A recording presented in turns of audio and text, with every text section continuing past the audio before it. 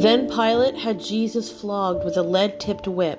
The soldiers wove a crown of thorns and put it on his head, and they put a purple robe on him.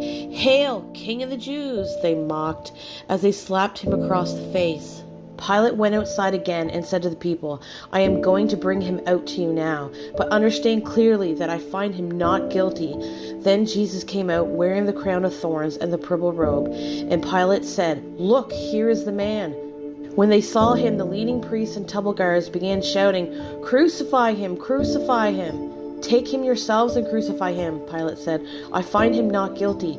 The Jewish leaders replied, "By our law he ought to die because he called himself the Son of God." When Pilate heard this, he was more frightened than ever. He took Jesus back into the headquarters again and asked him, "Where are you from?" But Jesus gave no answer. "Why don't you talk to me?" Pilate demanded. "Don't you realize that I have the power to release you or crucify you?"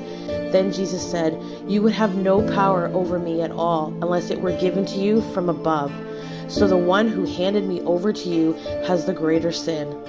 Then Pilate tried to release him, but the Jewish leaders shouted, "If you release this man, you are no friend of Caesar. Anyone who declares himself a king is a rebel against Caesar."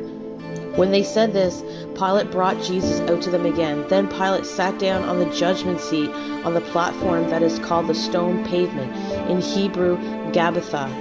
It was now about noon on the day of preparation for the Passover, and Pilate said to the people, "Look, here is your king." "Away with him," they yelled. "Away with him, crucify him." "What? Crucify your king?" Pilate asked. "We have no king but Caesar," the leading priest shouted back. Then Pilate turned Jesus over to them to be crucified.